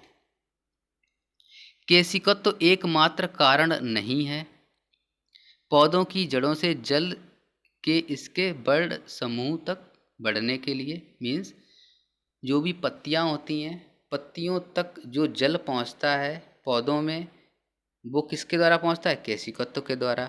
और सिर्फ एक यही रीजन नहीं है केशिकत्व का, और भी रीजन है। जैसे दीपक है वो भी केशिकत्व के प्रिंसिपल से जलता है। स्याही शोक पत्र जो काम करता है वो भी केशिकत्व के सिद्धांत पे काम करता है। तो इस वजह से ये अकेला रीजन नहीं है, बट एक ये रीजन है पर्ण समूह तक क्या चीज़, जल के बढ़ने का। बत्ती वाले स्टोव में केरोसिन के बत्ती में ऊपर चढ़ने का क्या कारण है, पृष्ठ तनाव। एक केश नली में जल की अपेक्षा एक तरल अधिक ऊंचाई तक चढ़ता है, तो इसका कारण क्या है, तरल का पृष्ठ तनाव जल की अपेक्षा अधिक है। मीन्स जिस भी लिक्विड का पृष्ठ तनाव ज़्यादा होगा वो केशिकत्व नली में उतना ऊपर तक जाएगा। जब किसी झील की तली से उठकर वायु बुलबुला ऊपरी सतह तक आएगा तो उसका आकार क्या होगा, और भी ज़्यादा बढ़ जाएगा। हवाई जहाज से यात्रा करते समय पेन की स्याही निकलने लगती है क्योंकि वायुदाब में कमी हो जाती है। ऑटोमोबाइल्स के हाइड्रोलिक ब्रेक के कार्य करने का सिद्धांत आधारित है पास्कल के नियम पे। पास्कल का नियम क्या है, जब भी आपके पास कोई एक इनकम्प्रेसिबल लिक्विड है या फ्लूइड है, इनकम्प्रेसिबल मीन्स कि वो कंप्रेस नहीं हो रहा है, तो ऐसे फ्लूइड में अगर आप एक साइड पे प्रेशर अप्लाई करेंगे तो वो समान रूप से इन ईच डायरेक्शन डिस्ट्रीब्यूट हो जाता है। तो ये है पास्कल का सिद्धांत, और इसी सिद्धांत पे आपके हाइड्रोलिक ब्रेक कार्य करते हैं कि जब भी आप हैंडल को मूव करते हैं तो वो जो प्रेशर होता है वो चारों तरफ समान डायरेक्शन सभी डायरेक्शंस में समान रूप से आगे ट्रांसफ़र हो जाता है। मोबाइल तथा ऑटोमोबाइल ने भारतीयों विशेष रूप से ग्रामीण क्षेत्रों के लोगों के सामाजिक जीवन में क्रांति ला दी है, क्योंकि ऑटोमोबाइल ने क्या किया है, आपको कनेक्ट किया है। आप दूर से दूर की ज़्यादा से ज़्यादा दूरियां कम समय में तय कर सकते हैं। और मोबाइल ने क्या किया है, आपको वैसे कम्युनिकेशन के लिए कनेक्ट किया है। आप कहीं भी बैठे हों आपस में बात कर सकते हैं, मैसेज कर सकते हैं, सिग्नल ट्रांसमिट कर सकते हैं। तो ये जो दूरियां थी वो कम कर दी हैं किसने, एक तो ऑटोमोबाइल ने कम कर दी हैं, दूसरे मोबाइल ने कम कर दी हैं। तो इस तरह से लोगों के सामाजिक जीवन में एक क्रांति आ रही है। बैरोमीटर पठन में अचानक गिरावट हो जाने से जो मौसम दशा इंगित होती है वो क्या होती है, तूफानी मौसम। ये आपका बैरोमीटर है, अचानक से इसमें पारा गिर जाता है तो क्या होगा, इसका मतलब क्या होगा, प्रेशर कम हो गया। जब सडनली प्रेशर कम होगा तो क्या होगा, बहुत तेज तूफान की आशंका होती है। नीचे दिए हुए 4 छिद्रों वाले एक फव्वारे के चित्र पर ध्यान दीजिए। फव्वारे के जिस छिद्र में पानी अधिकतम दूरी तक फेंका जाएगा वह कौन सा छिद्र होगा। देखिए आप, जो फव्वारे की रेंज होती है आर, वो क्या होती है बताइए आप। फव्वारे की रेंज डिपेंड करती है वेलोसिटी पे, और इसका जो रिलेशन होता है V square upon G. Means जितनी ज़्यादा वेलोसिटी होगी उतनी ज़्यादा रेंज होगी। और वेलोसिटी किस पे डिपेंड करती है, जितना कम डायमीटर होगा उतनी ज़्यादा वेलोसिटी होगी। तो इन सभी में देखिए आप, जिसका सबसे कम डायमीटर होगा, जिसका सबसे कम डायामीटर होगा उसकी वेलोसिटी ज़्यादा होगी, और जिसकी वेलोसिटी ज़्यादा होगी उसकी रेंज ज़्यादा होगी। तो यहाँ पे देख लीजिए आप, जो भी हो यहाँ पे सही से फिगर में पॉइंट आउट नहीं हो रहा है बट आंसर में 2 दे रहे हैं, तो इसका मतलब क्या है, जो पॉइंट नंबर 2 है उसका डायमीटर सबसे कम है, तो इस वजह से इसकी वेलोसिटी सबसे हाई होगी, और इस वजह से इसकी जो रेंज होगी वो सबसे ज़्यादा होगी। पेट्रोलियम परिष्करण का उपोत्पाद है असफाल्ट। मीन्स पेट्रोलियम को जो प्रोसेस करते हैं तो एक बाई प्रोडक्ट बनता है जिनमें से एक एसफाल्ट भी है। कड़े जाड़े में झील की सतह हिम शीतित हो जाती है किंतु उसके तल में जल द्रव अवस्था में बना रहता है, इसका क्या कारण है। देखिए, मान लीजिए ये आपके पास एक झील है जिसमें लिक्विड भरा हुआ है। अब टेम्परेचर डाउन होना स्टार्ट होता है, ठीक है। टेम्परेचर मान लिया 10 डिग्री सेंटीग्रेड है, तो क्या होगा, ऊपर की जो सतह होगी, लेयर होगी, इसका टेम्परेचर 10 डिग्री सेंटीग्रेड होगा। जब टेम्परेचर 10 डिग्री सेंटीग्रेड होगा, टेम्परेचर बढ़ेगा, 10 डिग्री सेंटीग्रेड है। अब टेम्परेचर आप बढ़ा दें तो क्या होगा, तो क्या है, डेंसिटी कम हो जाएगी लिक्विड की। बट अब करना क्या है, आपको टेम्परेचर को कम करना है। टेम्परेचर कम होगा, 10 से आपने क्या कर दिया, 9 डिग्री सेंटीग्रेड कर दिया। तो इस केस में लिक्विड की जो डेंसिटी है वो क्या होगी, बढ़ जाएगी। डेंसिटी बढ़ेगी तो ये भारी हो जाएगा लिक्विड, तो ये लिक्विड नीचे की तरफ मूव करेगा। इस तरह से जैसे जैसे टेम्परेचर आप कम करते जाएंगे, लिक्विड ऊपर से नीचे की ओर मूव करता रहेगा, और एक टाइम ऐसा आएगा कि सारे लिक्विड का टेम्परेचर सेम होगा, और वो टेम्परेचर होगा आपका 4 डिग्री सेंटीग्रेड। ठीक है, क्योंकि 4 डिग्री सेंटीग्रेड पर जो डेंसिटी होती है वो मैक्सिमम होती है, इससे ज़्यादा डेंसिटी हो नहीं सकती लिक्विड की। तो इस वजह से सारे के सारे पानी का जो टेम्परेचर एक बार क्या हो जाएगा, 4 डिग्री सेंटीग्रेड हो जाएगा। जब आप 4 डिग्री सेंटीग्रेड से नीचे मूव करेंगे तो उस समय क्या होगा, जो ऊपरी लेयर है उसका टेम्परेचर और कम होता जाएगा, लेकिन डेंसिटी सेम रहेगी, उससे कम डेंसिटी नहीं होगी, तो पानी का जो फ्लो है वो हिंडर्ड हो जाएगा। अब पानी ऊपर से नीचे की ओर फ्लो नहीं करेगा। तो अब इस केस में क्या होगा, नीचे वाली लेयर का टेम्परेचर कितना है, 4 डिग्री सेंटीग्रेड, ऊपर का टेम्परेचर कितना हो गया, 3। इस तरह से 0 डिग्री आ जाएगा यहाँ पे अपर लेयर पे, तो अपर लेयर क्या हो जाएगी, फ्रीज हो जाएगी, जम जाएगी। तो अपर लेयर तो जम गई, बट डेंसिटी की वजह से वाटर फ्लो नहीं हुआ, तो नीचे का जो टेम्परेचर रहा वो कितना रहा, 4 डिग्री सेंटीग्रेड। तो इस वजह से अपर जो लेयर है वो एक तरह से इंसुलेटर की तरह से भी काम करने लगेगी, और जो भी टेम्परेचर डाउन होगा उसको फर्दर ट्रांसमिट नहीं करेगी बॉटम में। तो इस वजह से जो नीचे की बॉटम्स लेयर्स होंगी वो सारी लिक्विड फॉर्म में होंगी, और अपर लेयर क्या होगी आपकी, फ्रीज्ड फॉर्म में होगी।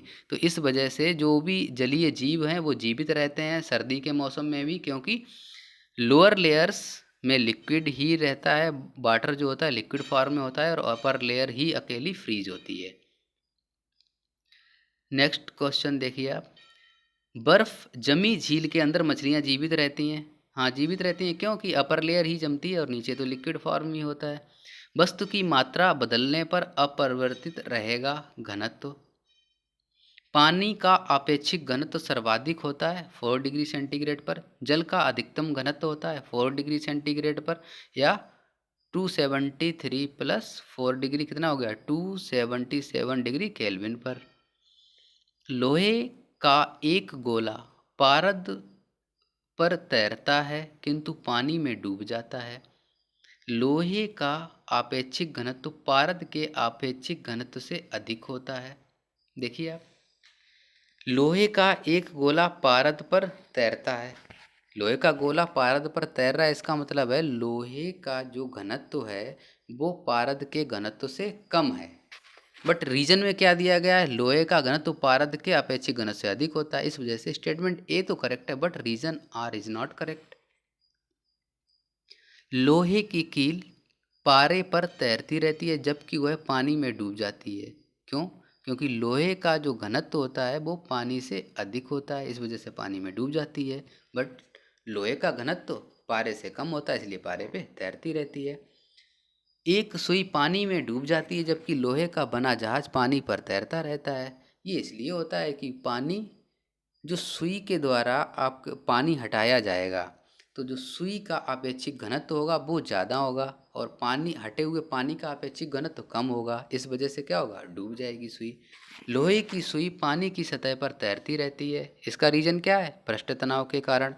जब कुएं से पानी बाल्टी से ऊपर की ओर खींचते हैं तो हमें महसूस होता है कि बाल्टी पानी की सतह के ऊपर क्या हो गई, भारी हो जाती है। एक भारहीन गुब्बारे में 200 ग्राम जल भरा गया है, इसका जल में भार 0 होगा।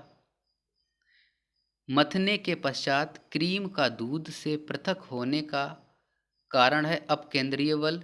बादलों के वायुमंडल में तैरने का कारण है उनका कम घनत्व। वह तत्व जो सबसे पहले कृत्रिम रूप से उत्पादित किया गया था, टेक्नीशियम। समुद्र में प्लवन करते हुए आइस बर्ग का जितना भाग समुद्र की सतह से ऊपर होता है वह होता है 1/9, मीन्स 10% भाग आपका सतह से ऊपर दिखेगा, बाकी सारा भाग पानी के अंदर होगा। पानी के एक गिलास में बर्फ़ का टुकड़ा तैर रहा है। जब बर्फ़ पिघलती है तो पानी के लेवल में कोई चेंज नहीं होगा। पानी के 4 डिग्री सेंटीग्रेड पर शरीर तैरता है। यदि तापमान 100 डिग्री सेंटीग्रेड हो जाएगा तो क्या होगा, शरीर डूब जाएगा। क्यों होगा? क्योंकि फिर डेंसिटी क्या हो जाएगी, लिक्विड की कम हो जाएगी और शरीर की डेंसिटी बढ़ जाएगी तो शरीर डूब जाएगा पानी में। समुद्र में नदी की अपेक्षा तैरना आसान होता है क्योंकि समुद्र का अपेक्षित घनत्व अधिक होता है। जब कोई जहाज नदी से सागर में घुसता है तो वह ऊपर की ओर उठ जाता है क्योंकि नदी के जल का घनत्व कम होता है और सागर के घनत्व का जल का घनत्व ज़्यादा होता है। इस वजह से जहाज आपको ऊपर उठा हुआ प्रतीत होता है। एक स्टेटमेंट दिया गया, जब कोई जहाज नदी से निकलकर सागर में प्रवेश करता है तो वह कुछ ऊपर उठ जाता है। करेक्ट बात है। रीजन क्या है इसका? सागर के जल का घनत्व नदी के जल के घनत्व से अधिक होता है। स्टेटमेंट भी करेक्ट है और रीजन भी करेक्ट है आपका। स्थिति विज्ञान संबंधित है विश्राम की स्थिति से। ठीक है, स्टैटिक्स आपकी विरामावस्था में जो चीज़ें होती हैं उनकी स्टडी करते हैं इसमें स्टैटिस्टिक्स में।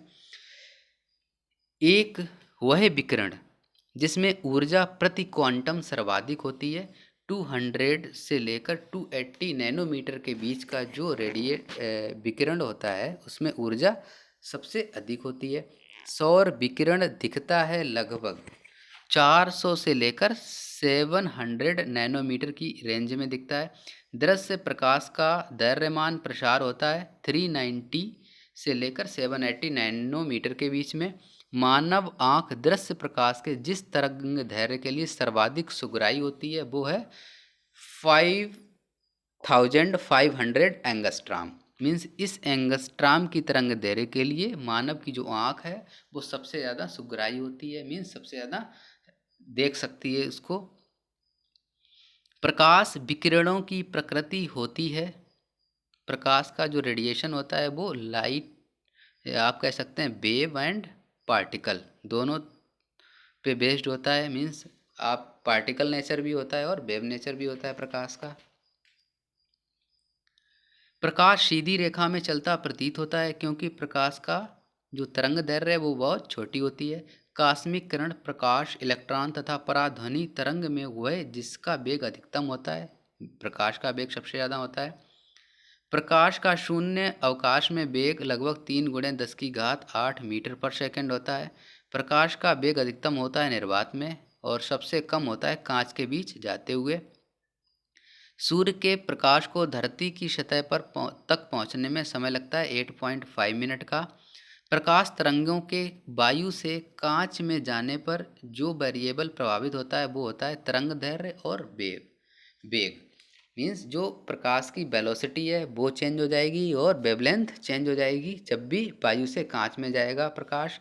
जब प्रकाश एक माध्यम से दूसरे माध्यम में जाता है तो उसकी आवृत्ति में कोई भी चेंज नहीं होता है। जब प्रकाश की किरण सघन माध्यम से विरल माध्यम में जाती है तो उसकी चाल बढ़ जाती है तथा दूसरा वह अविलंब से दूर हट जाती है। प्रकाश संश्लेषण की क्रिया संपादित होती है प्रकाश से रासायनिक ऊर्जा के रूपांतरण में। क्या होता है प्रकाश संश्लेषण की क्रिया में? जो पौधे होते हैं वो अपना भोजन बनाते हैं। तो भोजन किसके फॉर्म में होता है? केमिकल फॉर्म में होता है। और प्रकाश किस फॉर्म में होता है? प्रकाश तो प्रकाश के फॉर्म में होता है। तो जो प्रकाश ऊर्जा है वो किस में कन्वर्ट हो रही है? वो केमिकल एनर्जी में कन्वर्ट हो रही है। प्रकाश सजावट तथा विज्ञापन के लिए विसर्जन नलिकाओं में प्रयुक्त होने वाली गैस है नियॉन। साबुन के पतले झाग में चमकदार रंगों का बनना परिणाम है बहुलित परावर्तन और व्यतिकरण का। पूर्ण आंतरिक परावर्तन होता है जब प्रकाश हीरे से कांच में जाता है। तो कौन सा होता है पूर्ण आंतरिक परावर्तन या total internal reflection? Optical fibre जिस सिद्धांत पर काम करता है वो है टोटल इंटरनल रिफ्लेक्शन या पूर्ण आंतरिक परावर्तन। ऑप्टिकल फाइबर को क्या कहते हैं? प्रकाश तंतु।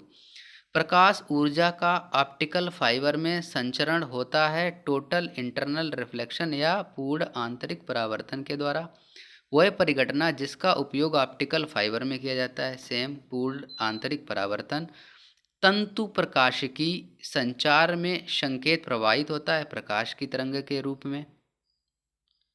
तंतु प्रकाशिकीय पूर्ण आंतरिक परावर्तन सिद्धांत पर आधारित है। ऑप्टिकल फाइबर आपका टोटल इंटरनल रिफ्लेक्शन के प्रिंसिपल पर बेस्ड है। करेक्ट स्टेटमेंट है ये। प्रकाशिक तंतु संचार तंत्र में ऊर्जा उपभोग अत्यधिक कम होता है। करेक्ट स्टेटमेंट है। प्रकाशिक तंतु संचार रेडियो आवृत्ति अवरोध मुक्त है। करेक्ट स्टेटमेंट है। भारत में प्रकाशिक तंतु के निर्माण में रिलायंस उद्योग समूह संबंध है। Wrong statement. ऑप्टिकल फाइबर के निर्माण में रिलायंस इन्वॉल्व नहीं है। तो ये आपके 3 स्टेटमेंट करेक्ट हैं, 1, 2 एंड 3। मरीजों के पेट के अंदर का परीक्षण करने हेतु डॉक्टरों द्वारा प्रयुक्त इंडोस्कोप जो है वो कार्य करता है आपका सकल आंतरिक परिवर्तन के सिद्धांत पे या टोटल इंटरनल रिफ्लेक्शन के प्रिंसिपल पे।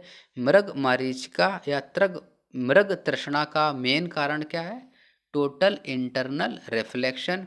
एक कटा हुआ हीरा जगमगाता है क्योंकि ये इसके अंदर होता है टोटल इंटरनल रिफ्लेक्शन या पूर्ण आंतरिक परावर्तन। उचित रीति से कटे हीरे की असाधारण चमक का आधारभूत कारण है इसकी अति उच्च अपवर्तन सूचकांक। हीरा अपने ही आकार के अनुकारी कांच से अधिक झिलमिलाता है। ये बात करेक्ट है। हीरे का अपवर्तनांक कांच के अपवर्तनांक से कम होता है। रॉन्ग, ज़्यादा होता है। करेक्ट स्टेटमेंट कथन जो है वो करेक्ट है बट रीजन इज रॉन्ग। संचार शक्ति, आवेशित शक्ति, अवशोषित शक्ति, उत्सर्जक शक्ति तथा वापसी की शक्ति में से जो अल्बिडो से संबंधित है वो है वापसी की शक्ति। किसी वस्तु के 3 डायमेंशन प्रतिरूप को अंकित तथा पुनरावृत्ति करने की तकनीक का नाम है हेलोग्राफी। एक इलेक्ट्रॉनिक पुंज को फास्फोरस कोटेड पर्दे पर फोकस कर प्रतिबिंबों को पर्दे पर जनित करना कहलाता है रोस्टर स्कैन। रमन प्रभाव का प्रकाश की उन किरणों से संबंध है जो आर पार जाती हैं सभी पारदर्शी माध्यमों के। ध्वनि के पुनर्उत्पाद के लिए एक सीडी तथा एक ऑडियो प्लेयर में प्रयुक्त होता है लेजर बीम का। जब एक सीडी कॉम्पैक्ट डिस्क सूर्य के प्रकाश में देखी जाती है तो इंद्रधनुष के समान रंग दिखाई पड़ते हैं। ये होता है principle of reflection and principle of diffraction की वजह से। मीन्स इसमें जो लाइट होती है उसका रिफ्लेक्शन होता है और डिफ्रैक्शन होता है। इस वजह से ये जो है डिफरेंट डिफरेंट कलर्स शो होते हैं किसमें? कॉम्पैक्ट डिस्क में। निम्नलिखित कथनों पर विचार कीजिए। फर्स्ट इज दीर्घ तरंग दैर्घ्य वाले प्रकाश का प्रकीर्णन लघु तरंग दैर्घ्य वाले प्रकाश से कहीं अधिक होता है। देखिए आप, जो तरंग दैर्घ्य होती हैं वो किस तरह से बढ़ती हैं? विबग्योर। मीन्स रेड कलर की जो वेवलेंथ होती है वो सबसे ज़्यादा होती है और वायलेट कलर की जो वेवलेंथ होती है वो सबसे कम होती है। अब देखिए, दीर्घ तरंग वाले प्रकाश का प्रकीर्णन लघु तरंग दैर्घ्य वाले प्रकाश से कहीं अधिक होता है। ये स्टेटमेंट आपका रॉन्ग है क्योंकि जो आपकी बड़ी तरंग दैर्घ्य वाली वेवलेंथ है उसका प्रकीर्णन कम होगा क्योंकि प्रकीर्णन आपका प्रोपोर्शनल होता है directly I proportional to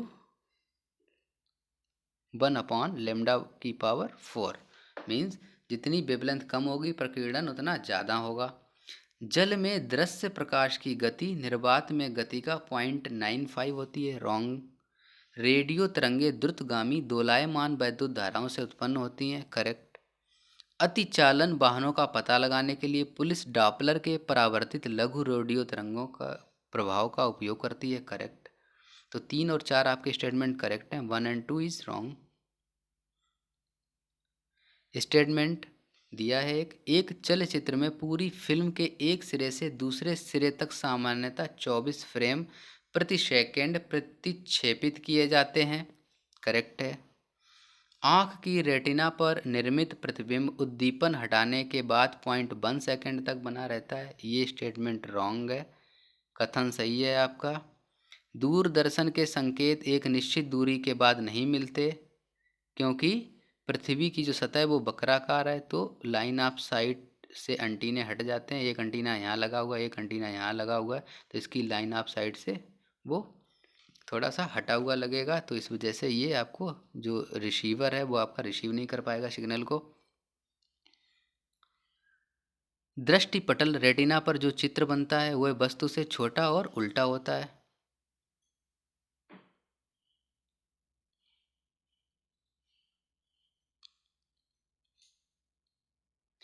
अभिनेत्र lens द्वारा किसी वस्तु का जो प्रतिबिंब रेटिना पर बनाया जाता है वह होता है उल्टा और वास्तविक। एक आँख की अपेक्षा दो आँखों का होना अधिक उपयुक्त है, क्योंकि इससे हमें एक तो दूरी का अंदाज़ा लग जाता है और दूसरा गहराई का अंदाज़ा लग जाता है। पूर्ण सूर्य ग्रहण के दौरान सूर्य को सीधे देखने से आँख में अपरिवर्तनीय क्षति पहुँचती है। इसका कारण है अल्ट्रावायलेट रेडिएशन। किसी तारे का रंग दर्शाता है उसके टेम्परेचर को। वायुमंडल में प्रकाश के विसरण का मेन कारण है धूल के कण।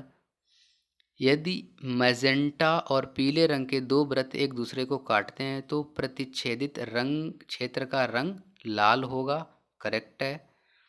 यदि सायन और मैजेंटा एक दूसरे को काटते हैं तो प्रतिच्छेदित क्षेत्र का रंग नीला होगा, ये भी करेक्ट है। प्रकाश का रंग निर्धारित होता है इसकी तरंगदैर्घ्य से। सबसे लंबा तरंगदैर्घ्य है लाल रंग का, विब ग्योर से देखिए आप। और सबसे कम तरंगदैर्घ्य है वायलेट बैंगनी कलर का। दृश्य वर्णक्रम में सबसे कम तरंगदैर्घ्य वाला रंग है बैंगनी। नीला प्रकाश, हरा प्रकाश, लाल तथा पीला प्रकाश में से उच्चतम ऊर्जा होती है। उच्चतम ऊर्जा का फार्मूला है E = hc/λ। तो ऊर्जा जितनी ज़्यादा होगी वेवलेंथ उतनी कम होगी। तो इसमें देखिए क्या पूछा गया है, उच्चतम ऊर्जा मीन्स जिसकी वेवलेंथ सबसे कम होगी उसकी ऊर्जा सबसे अधिक होगी। तो देखिए आप वेवलेंथ किसकी सबसे कम है, सबसे पहले क्या आएगा, नीला आया, नीला है। और आपके पास ग्रीन कलर दिया है, येलो दिया है, और रेड येलो ग्रीन और नीला। तो इनमें सबसे कम वेवलेंथ किसकी है, आपकी ब्लू कलर की सबसे कम वेवलेंथ है। मीन्स ब्लू कलर की जो एनर्जी है या ऊर्जा है वो सबसे अधिक है। देखिए आप, दृश्य प्रकाश के दृश्य वर्णक्रम में लाल प्रकाश हरे प्रकाश की अपेक्षा अधिक ओजस्वी होता है। मीन्स क्या कह रहे हैं ये, लाल प्रकाश हरे प्रकाश की अपेक्षा अधिक ऊर्जस्वी होता है। लाल प्रकाश की तरंगदैर्घ्य सबसे ज़्यादा होती है तो इसकी ऊर्जा सबसे कम होगी। मतलब स्टेटमेंट आपका रॉन्ग है। लाल प्रकाश का तरंगदैर्घ्य हरे प्रकाश के तरंगदैर्घ्य से अधिक होता है, करेक्ट स्टेटमेंट। रीजन इसका करेक्ट है बट स्टेटमेंट इज रॉन्ग, ये रॉन्ग है, ये आपका करेक्ट है। हमें वास्तविक सूर्योदय से कुछ मिनट पूर्व ही सूर्य दिखाई देने का कारण है प्रकाश का अपवर्तन। क्षितिज के समीप सूर्य एवं चंद्रमा के दीर्घ वृत्ताकार दिखाई देने का कारण है अपवर्तन। सूर्य के प्रकाश के अदृश्य भाग से प्रकाश संश्लेषण किया जाता है बैक्टीरिया के द्वारा। ट्रैफिक सिग्नल में लाल प्रकाश प्रयुक्त होता है क्योंकि लाल तरंगों की तरंगदैर्घ्य सर्वाधिक होती है। खतरे का सिग्नल लाल रंग का बनाया जाता है, इसका रीज़न है लाल रंग का प्रकीर्णन सबसे कम होता है, करेक्ट रीज़न है ये। स्टेटमेंट भी करेक्ट है और इसका कारण भी करेक्ट है।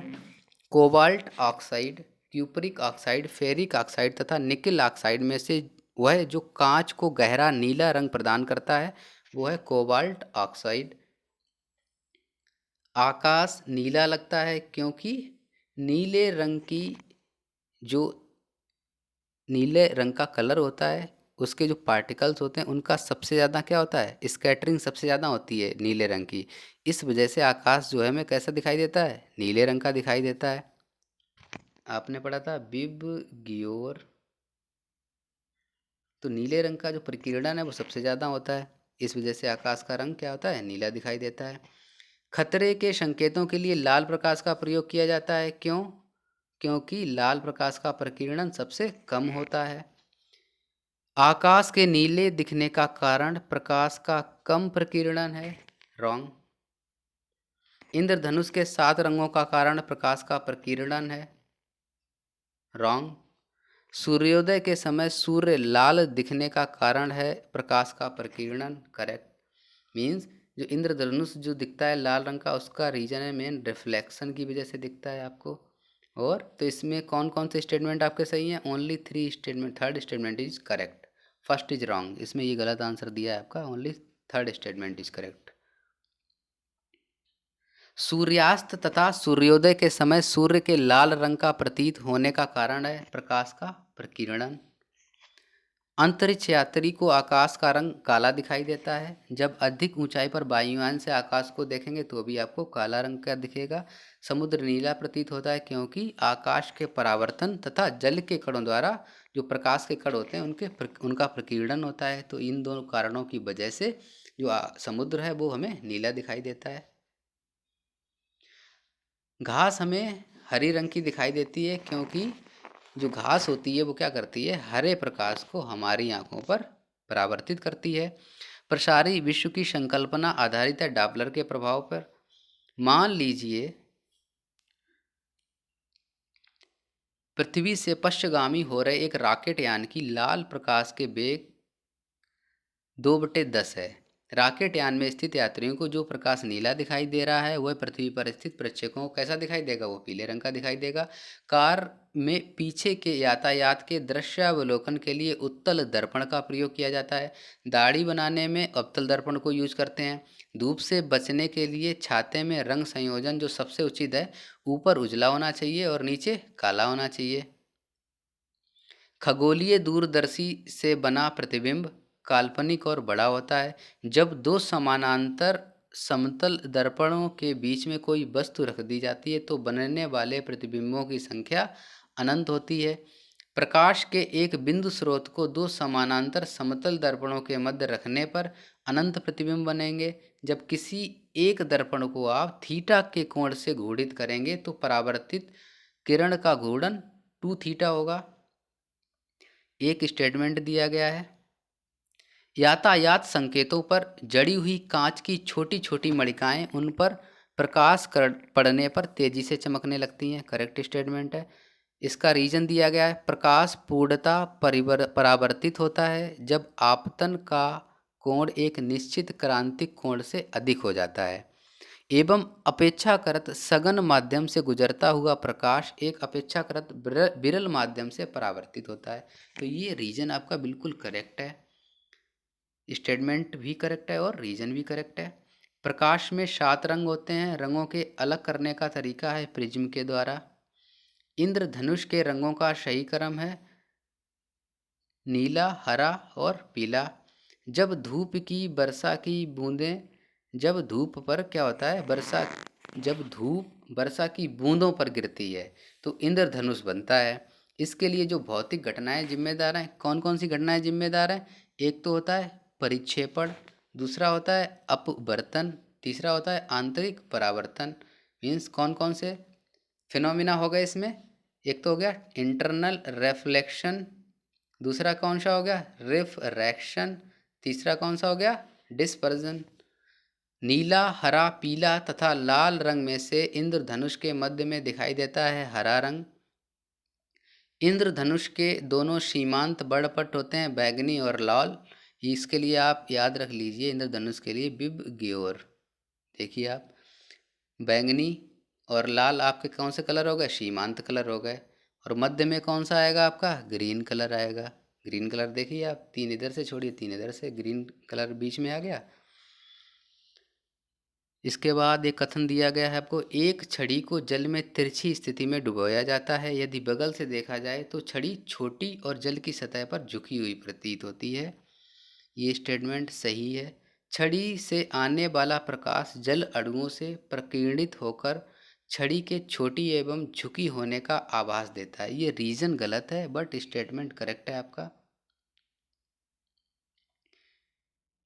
यदि कोई व्यक्ति पानी भरी बाल्टी में पड़े एक सिक्के को देखता है तो उसे सिक्का अपने वास्तविक स्थल से अपेक्षाकृत निकट लगेगा। करेक्ट स्टेटमेंट है। यदि जल के अंदर कोई व्यक्ति जल तल से ऊपर एक सिक्के को देखता है तो सिक्का अपने वास्तविक स्थल से अपेक्षाकृत अधिक ऊंचाई पर लगेगा। दोनों स्टेटमेंट करेक्ट हैं। जल में वायु का बुलबुला अवतल लेंस की भांति व्यवहार करता है। किसी व्यक्ति का पूरा प्रतिबिंब देखने के लिए समतल दर्पण की ऊंचाई आधी होनी चाहिए। समतल दर्पण की वक्रता त्रिज्या अनंत होती है। 1.5 मीटर लंबे व्यक्ति को अपना संपूर्ण प्रतिबिंब देखने के लिए कितने ऊंचाई के समतल दर्पण की आवश्यकता होगी। इसके लिए आधी ऊंचाई होनी चाहिए, तो 1.5 मीटर का व्यक्ति है तो समतल दर्पण की ऊंचाई होनी चाहिए 0.75 मीटर। दूर दृष्टि दोष निवारण के लिए काम में लेते हैं उत्तल लेंस को। निकट दृष्टि दोष को निवारण के लिए अवतल लेंस का प्रयोग करते हैं। निकट दृष्टि दोष को अवतल लेंस से ठीक किया जाता है। एक व्यक्ति तीव्र प्रकाश क्षेत्र से अंधेरे कमरे में प्रवेश करता है तो उसे कुछ समय के लिए स्पष्ट दिखाई नहीं देता है, बाद में धीरे धीरे चीज़ें उसे दिखाई देने लगती हैं। इसका कारण क्या होता है?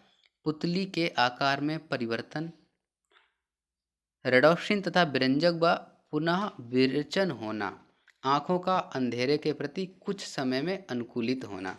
ये 2-3 कारण हैं जिसकी वजह से ऐसा होता है। एक तो पुतली के आकार में परिवर्तन होने में टाइम लगता है, दूसरा अनुकूलित होने में टाइम लगता है। पढ़ने में काम आने वाले ग्लासेस बनते हैं उत्तल लेंस से। आँख में संकेंद्रण होता है लेंस की उत्तलता में परिवर्तन के द्वारा। कथन सही नहीं है। एक छोटे छिद्र वाला उत्तल दर्पण डॉक्टरों द्वारा रोगियों के कान, नाक या गले की जांच में प्रयोग लाया जाता है। ये कथन सही नहीं है। खोज बत्ती में दर्पण जो प्रयुक्त होता है वो होता है अवतल दर्पण। स्पष्ट दृष्टि की न्यूनतम दूरी होती है 25 सेंटीमीटर। आँख के लेंस की फोकस दूरी परिवर्तित होती है सिलियरी मांसपेशियों के शिथिलन व संकुचन से। लेंस की शक्ति मापी जाती है डायोप्टर में। यदि किसी ऐनक के लेंस की पावर +2 डायोप्टर है तो इसके फोकस की दूरी कितनी होगी? फोकस होता है आपका जो डायोप्टर होता है, सॉरी, फोकस F = 100/d।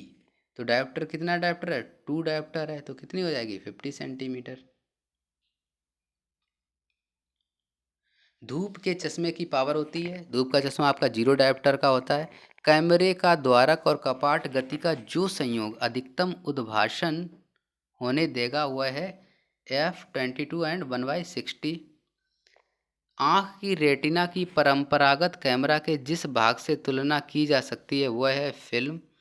मनुष्य की आँख में किसी वस्तु का प्रतिबिंब जिस भाग पर बनता है वो है रेटिना। किसी अपारदर्शी वस्तु का रंग उस रंग के कारण होता है जिसे वह परावर्तित कर सकता है। एक रंगीन टेलीविजन में 3 आधारभूत रंगों के मिश्रण से रंग बनते हैं। ये 3 आधारभूत रंग हैं लाल, हरा और पीला। जब लाल, नीले और हरे प्रकाश का पुंज एक स्थान पर पड़ता है तो आपका जो प्रकाश होगा वो वाइट कलर का नजर आएगा। काला, पीला, लाल तथा नीला में से प्राथमिक रंग नहीं है काला। 3 मूल रंग हैं नीला, हरा और लाल। सूर्य प्रकाश में रंगों की संख्या होती है 7। सूर्य के प्रकाश में उपस्थित रंगों के संदर्भ में हरा, भूरा, लाल तथा पीला रंगों में से विषम है भूरा रंग।